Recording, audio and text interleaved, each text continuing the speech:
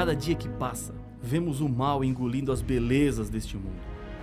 Nos perguntamos, quando haverá um fim para tudo isso? Haverá realmente um fim? Mas a maior pergunta não é quando nem como será o fim deste mundo, mas quem colocará um fim ao mundo?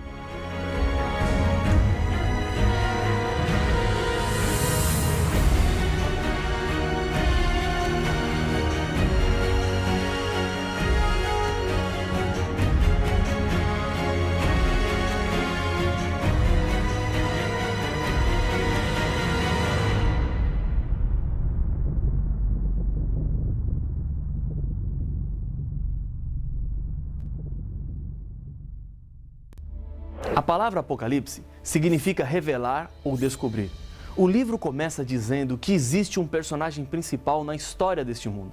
Ele é o mesmo personagem principal não só do livro do Apocalipse, mas como também de toda a Bíblia. Revelação de Jesus Cristo, que Deus lhe deu para mostrar aos seus servos as coisas que em breve devem acontecer. Apocalipse 1, verso 1. O conteúdo do livro deixa algumas pessoas apreensivas, assustadas, pois apresenta um terrível conflito, uma luta que atinge dimensões universais, no qual existe um vilão implacável e um herói impressionante. Jesus Cristo é aquele que aparece como representante do bem. Ele é identificado por 38 nomes e títulos diferentes no decorrer do livro, como Alfa e Ômega, o Cordeiro, o Noivo. Nos 3 primeiros capítulos é mencionado 137 vezes e no livro todo são 250 referências. Logo, no começo do livro do Apocalipse, Jesus aparece entre 7 candelabros. Esta é uma imagem simbólica que o mesmo contexto da visão cuida em interpretar. E os 7 candeeiros são 7 igrejas. Apocalipse 1, 20. Nos próximos episódios, veremos que as 7 igrejas representam 7 períodos do povo de Deus. O objetivo dessa visão é mostrar o grande cuidado de Jesus por seus filhos na jornada desta vida. Jesus não está longe no espaço apenas olhando o que acontece aqui na Terra, mas ele se importa, se preocupa com você. O livro do Apocalipse descreve a grandiosidade de Jesus, demonstrando assim que nenhum dos nossos problemas é maior do que ele. Acompanhe a descrição que o livro faz de Jesus. Voltei-me para ver quem falava comigo, e voltado, vi 7 candeeiros de ouro, e no meio dos candeeiros, um semelhante a filho de homem, com vestes talares e cingido à altura do peito, com uma cinta de ouro. A sua cabeça e cabelos eram brancos como a alva lã, como neve, os olhos como chama de fogo, os pés semelhantes ao bronze polido, como que refinado numa fornalha, a voz como voz de muitas águas. Tinha na mão direita 7 estrelas, e da boca saía-lhe uma afiada espada de 2 gumes. O seu rosto brilhava como o sol na sua força. Apocalipse capítulo 1, versos 12 a 16. No Apocalipse, Cristo não aparece como fraco e indefeso, muito menos como incompreendido. O livro é a revelação de Jesus Cristo como majestoso Rei dos Reis, que com seu poder abre o caminho e as portas da salvação, nos colocando diante da presença de Deus Pai. Nos 3 primeiros evangelhos, Mateus, Marcos e Lucas, faz-se menção 25 vezes de que Jesus falava com autoridade e com poder. Os 3 últimos versos do evangelho de Mateus dizem que Jesus ressuscitado apresenta-se como tendo todo o poder no céu e na terra. Essa é a mesma realidade que apresenta o livro do Apocalipse.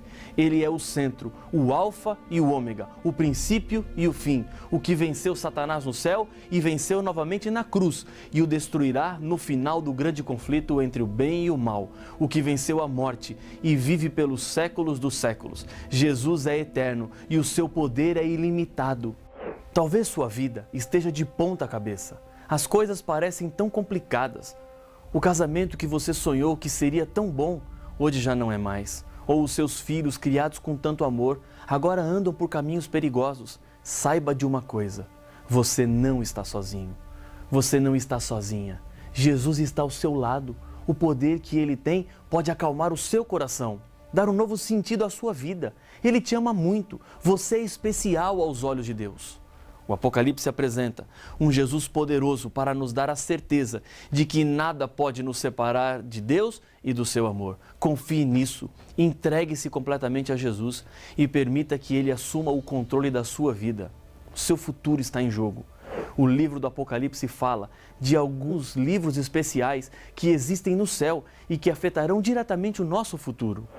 O vencedor será assim vestido de vestiduras brancas, e de modo nenhum apagarei o seu nome do livro da vida. Pelo contrário, confessarei o seu nome diante de meu Pai e diante dos seus anjos. Apocalipse capítulo 3, verso 5. O livro da vida contém os nomes daqueles que serão salvos. É um privilégio ter o nome neste livro. E o mais importante é que não é Deus quem escolhe os nomes que serão escritos no livro. Ele chamou cada um dos seres humanos para serem salvos. E agora cabe a você querer ou não o seu nome neste livro. Outro livro aparece em Apocalipse capítulo 21, verso 27, falando da cidade santa. Nela, nunca jamais penetrará coisa alguma contaminada, nem o que pratica abominação e mentira, mas somente os inscritos no livro da vida do Cordeiro. Já em Apocalipse capítulo 20, verso 12, aparece o termo livros.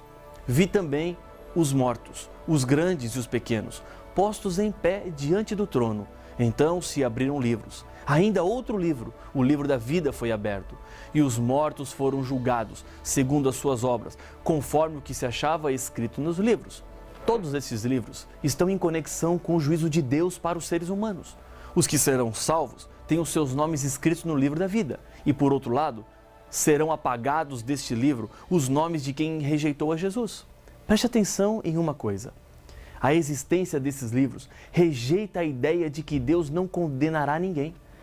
Há pessoas que dizem assim: Deus é amor, é bondade, é misericórdia, por isso Ele não irá condenar ninguém, todos serão salvos.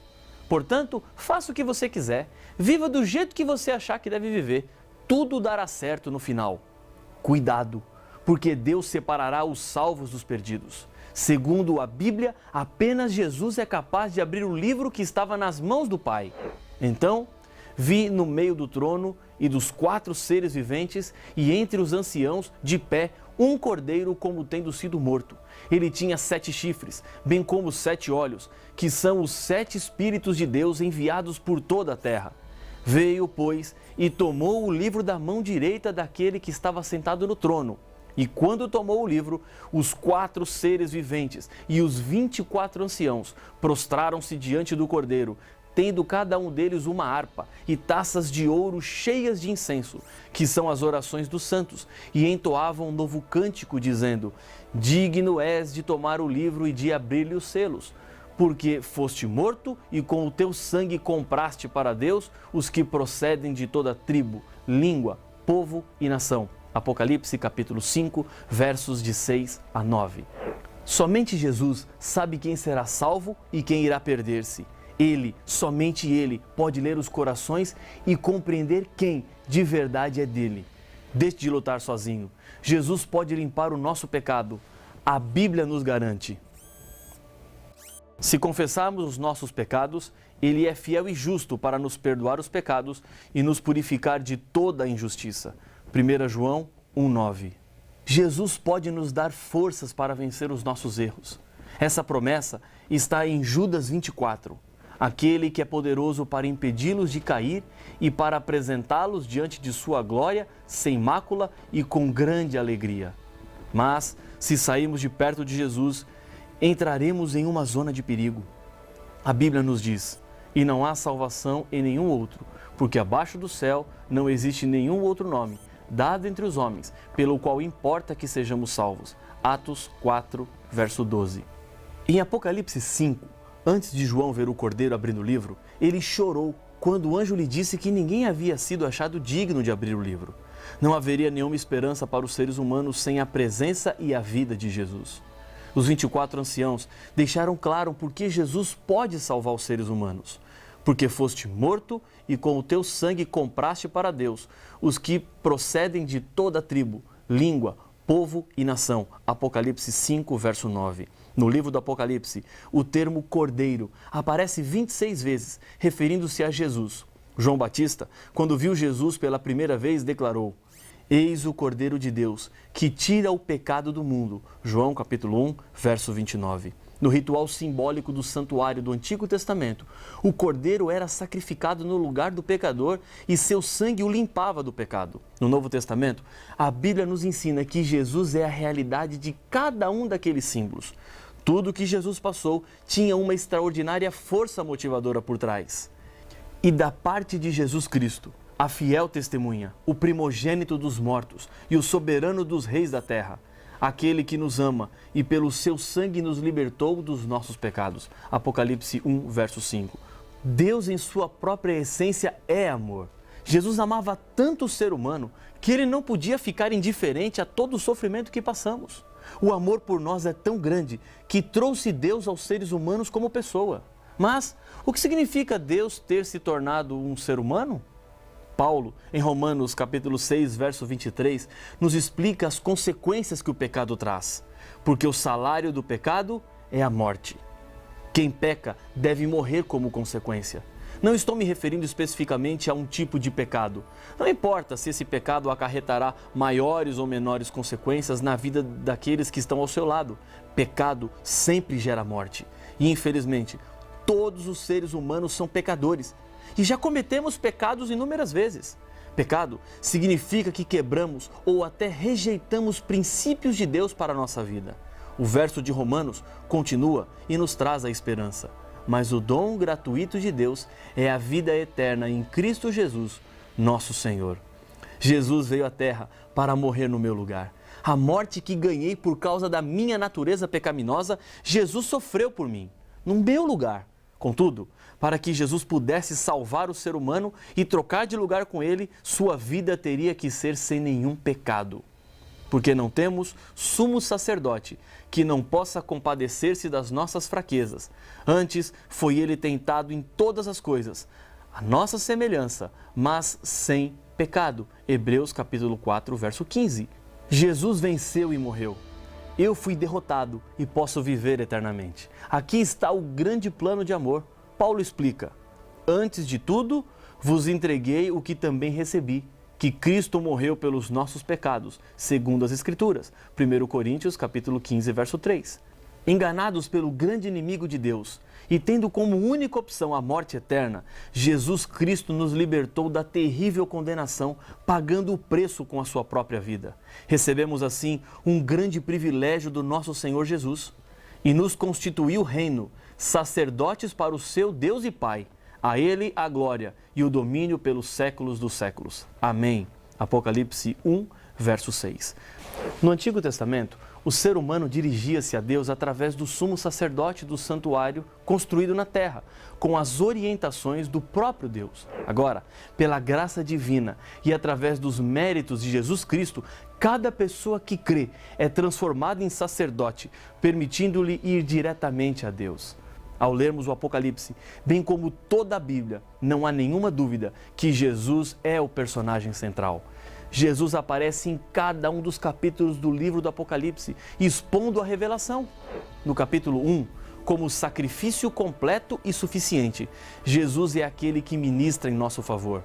No capítulo 2, Jesus mostra o seu interesse por sua igreja através dos tempos, repreendendo amorosamente os erros e fortalecendo-a para as lutas. Capítulo 3, como Criador de todas as coisas, ele compartilha o seu trono com cada um daqueles que foram salvos. Capítulo 4 e 5, como Cordeiro morto desde a fundação do mundo, Jesus é o centro e a razão de toda a adoração. Capítulo 6, como grande líder da igreja que saiu vitorioso e para vencer. No capítulo 7, Jesus é o Cordeiro entre a multidão dos que foram salvos pelo seu sangue. Nos capítulos 8 e 9, Jesus recebe as orações dos santos e reprime todos os poderes do mal. Capítulo 10, como o anjo parado sobre a terra e o mar, anunciando que não haveria mais demora. No capítulo 11, Jesus é aquele que recebe os reinos do mundo da parte de Deus Pai. No capítulo 12, como filho prometido ao povo de Deus, que conquistou a morte e subiu ao trono do céu. No capítulo 13, ele é o autor do livro da vida e do Cordeiro, o qual contém os nomes dos verdadeiros adoradores. Capítulo 14, como o Cordeiro no Monte Sião, enviando a sua última mensagem de misericórdia ao mundo. Capítulo 15 e 16, como o Cordeiro recebendo louvor, mas que com seus juízos destrói o reino da apostasia. Nos capítulos 17 e 18, Jesus é o Cordeiro que chama o seu povo para sair de Babilônia.